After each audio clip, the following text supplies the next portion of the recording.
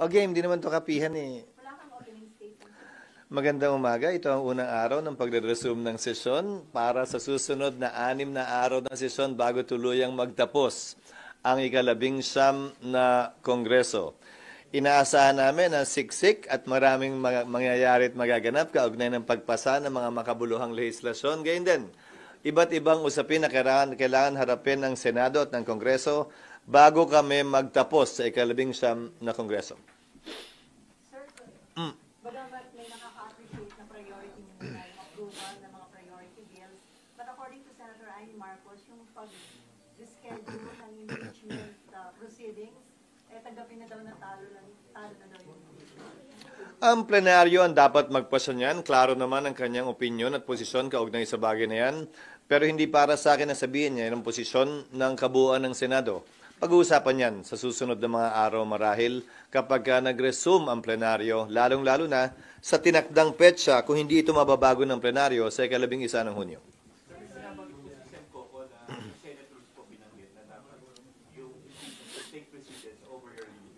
Pag-uusapan namin yan mamaya marahil dahil kapag ka naka-recess ang Kongreso at nakalagay sa Rule 1 ng impeachment rules ng Senado, Senate President ang unang magtatalaga ng schedule, pero hindi naman ibig sabihin na nakaukit na sa bato yun. Pwedeng baguhin yan kung sakasakali at anumang oras ng plenaryo. Kung yan ang mangyayari, plenaryo ang masusunod. Pangalawa, yung binabanggit na rule ni Senator Coco, Rule 10 in particular, yan ay tumutukoy na sa trial. Wala pa po kami doon. Hindi pa nga nagsisimula ang trial, hindi pa nga nare-refer yung impeachment complaint sa rules para magsilbing hudyat, para buuin na ang impeachment court na siyang magko-conduct ng trial. At sinabi ko na rin ito noon pa, nung inihain pa lang ang impeachment complaint. Ang pinakamalayong mararating na ng Senado ay mag-issue ng summons. Dahil meron 10 araw para magsumite ng sagot ang nasasakdal at pagdating ng June 30, mawawala na ng bisa ang otoridad ng mga prosecutors o sino mang kukunin nila na pribadong prosecutor na tumayo kaugnay ng kasong ito. Hindi pwede magpatuloy ang kaso na may isang panig lamang at wala ang kabilang panig. Sir, what about yung sinasabi ni Senator Coco na parang ang sayang daw kung na-convene na sana this week, may 7 to 8 days na nabigay na yung summons, napasagot na si VP. Hindi, 10 days nga yun eh. Nakalagay sa rules, 10 days from receipt. So kung June 3 na padala, June 13 matatanggap, adjourned na rin ang Senado. Kung June 11 pinadala, June 21, adjourn na ring ng Senado at may naiiwan na lamang na ilang araw ang bisa ng otoridad nga ng mga prosecutor para ipagpatuloy ang trial nang walang panig mula sa kanila. SP. June 30, hindi na rin sila pwedeng sumagot ng pleadings. Kung halimbawa may kailangan ng pleading o sagot sa summon si VP, hindi na rin sila pwedeng mag-file ng sagot nila. Hindi, dahil tapos na ang kanilang otoridad at otorisasyon mula sa 19th Congress. Hindi tulad ng Senado na semi-continuing body pang maisasabi. Ang Kongreso nagtatapos ito pagdating ng June 30. At anumang otoridad na binigay, authorization na binigay sa kanila, magwawakas na rin yan ng June 30. Ang private prosecutors, kung may kukunin sila, ganun din. Hindi rin pwedeng lumampas ng June 30 dahil kung yung principal na nagbigay sa kanila ng authority by an agent, wala na rin dapat yun. Sir, so yung proposed timetable nyo dati, sira na yun by June 30? Sira na yun by June. Aling proposed timetable? Yung dati nyo pre-trial dapat. Hindi na namin babaguhin na nga yung rules dahil nga, kung maalala nyo, siguro mga ilang buwan na ang nakakalipas na sinabi ko, may mga panukalang baguhin yung rules pero sa dulo, maliban na lang nga, ulitin ko, kung ang plenaryo ay magde-decide otherwise, hindi na lang kami magbabago ng rules dahil baka sabihin, pinapalitan pa namin to in the middle of the game. So kung ano man yung mga nakatakdang rules sa rules of court ngayon na suppletorily applicable, yun na lamang yun. Dahil tiyak ko, ano man ang baguhin namin sa rules ngayon, may magre-reklamo at magre-reklamo mula sa isa o sa kabilang panig, citing, quote-unquote, changing the rules in the middle of the game. Pero wala nang pre-trial starting June 30. Tama ba? Kasi nga, wala nang kinatawan mula sa kanila. So, ang pinaka pwede naming maipadala, which is under the rules, bibigyan namin sila ng puwang na magsumite ng written interrogatories, which is part of pre-trial. Ibig sabihin nun, tatanungin na nila lahat ng gusto nilang tanungin mula sa kabilang panig, sasagutin ng kabilang panig, magtatanong din yung kabilang panig, sasagot din, hanggang doon na lang yun. Kung sasagutin nila, dahil pwede nilang piliing wag sagutin at wag pansinin yung written interrogatories na ipapadala ng magkabilang panig. And then the written interrogatories will be used during the trial proper? Yes, kung anong admissions man ang ginawa doon, magagamit yon ng magkabilang panig pagdating ng paglilitis. SP, since move na ng June 11, Yes, Nympha. yes, yung reading ng articles of impeachment, sa June 11 na rin lahat mangyayari yung pag... Lahat-lahat na. Ngayon, bakit? Meron kaming rule kaugnay ng 3 days bago namin ma-third reading ang isang panukalang batas. Pag hindi namin na second reading yan this week, hindi na namin mata-third reading yan next week. So time is of the essence insofar as passing certain bills are concerned na para mahabol yan sa 19th Congress. Kumbaga, yung pwede namin gawin ngayong linggo, hindi na namin pwedeng gawin next week kung gusto pa namin itong humabol. Sa kabilang banda, yung pag-issue ng summons, whether June 3 yan or June 11, pareho lamang naman ang epekto dahil yung panahong bibigay sa nasasakdal kay VP Sara para sumagot, babagsak na rin sa petsa na wala ng sesyon ang Senado at ang Kongreso. Sir, kasi ang So, walang tatamaan, walang mapapaboran kaugnay nito. Sir, ang point ni Senator Pimentel, hindi naman kayo aabutin ng 1 o 2 oras sa pagpapabasa ng articles of impeachment during session at yung pagkukonvene ninyo as impeachment court kung matutuloy sana bukas.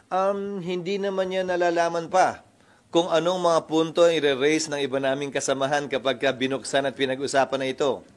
Hindi pa nga nakaschedule para pag-usapan ito sa June 11 pa nga. Sa pagkakaalam ko, itatayo si Senator Pimentel para magtanong kaugnay nito. So, hindi pwedeng sabihin ni Senator Coco na maikli lamang yon. Dahil ngayon nga, hindi dapat pag-usapan, mukhang pag-uusapan namin. So, lalo na kapag yun talaga ang pag-uusapan, tinitiyak ko sa iyo, mas maraming sasabihin at mas maraming tatayo kaugnay ng iba't ibang punto sa bagay na ito. So, ano yun, SP, ibig sabihin, iwasan nyo yung mainit na debate dito na makakakonsume Hindi sa ko oras iniiwasan yung mainit na debate. Ikaw naman, ikaw yung nagtanong. Sabi mo nung una, maikli. Ngayon, ang sinasabi ko, hindi para sa kanya na sabihing maikli lang to o mahaba. Dahil hindi niya kayang pigilan, hindi ko kayang pigilan. Sino man gusto magsalita kaugnay nito. Pero kapag ito'y nagsimula na nga, hindi na namin magagawa yung mga dapat sana namin gawin. Particularly, yung aaprubahan on second and third reading. Dahil yung ibang third reading, kailangan pa ng BICAM. Kailangan pa rin ma-ratify yung BICAM. So, kailangan namin bigyan ng fighting chance man lang na maipasa ito. Ulitin ko, yung trial sa July 28 pa naman, 20th Congress, walang mawawala, walang madadagdag, walang mababawas. Pero itong mga second at third reading, malaki ang mawawala, malaki ang mababawas.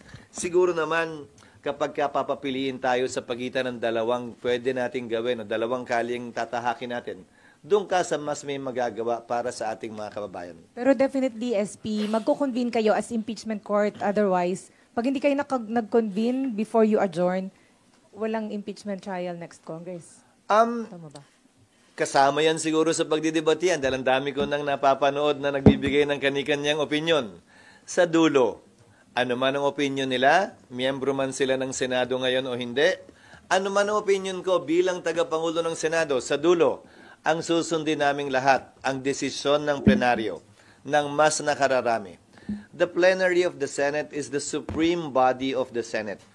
It gets to decide anything and everything. Although at first instance, it can be decided by the Senate President, but ultimately, it will have to be confirmed and affirmed or rejected for that matter by plenary. So yung Na June lang ako, 11, So, ibig sabihin, sir, June 11, Nasa na tayo? sir, isa na lang. Hindi po, Ibig Brad. sabihin, sa June 11, babasahin yung articles of impeachment and then thereafter, magko-convene kayo sa impeachment court.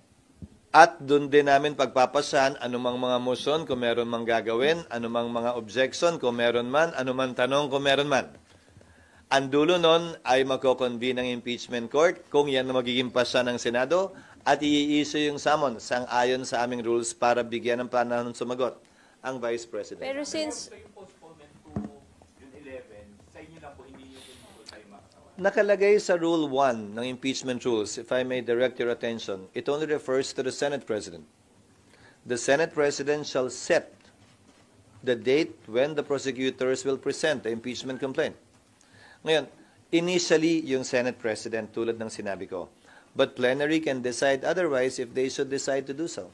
Sir, sabi mo, kung pagpapasahan sa June 11, so ibig sabihin, pwedeng hindi matuloy yung June 11? Ang dami ko na kasing naririnig ng mga nagsasalita dito na miyembro ng 19th Congress. Di ba? So, pakinggan natin lahat yung kanilang mga motion. Kabilang na yung binanggit mo kanina na sinabi ni Senator Amy. So, pakinggan natin lahat at sa dulo, pagbobotohan lahat yan ng mga miyembro ng 19th Congress without prejudice to the 20th Congress deciding otherwise or in the same light given the fact that the 19th Congress cannot bind subsequent Congresses or any Congress for that matter. Pero sir, would you insist na Balik sa'yo, Nympha. Apa, sorry sir. Pero mag-insist kayo na mag-convene kayo sa impeachment court sa June 11? What do you mean by magi-insist, Nympha? Again, we will decide all of these things in accordance with what the plenary wants and in accordance with our rules. Yung rules namin, plenary din ang nag-decide nun eh. Tandaan mo aaprubahan namin yung rules din. So, plenary ang magde-decide kung anong rules ang i-approve namin at kung anong gagawin namin.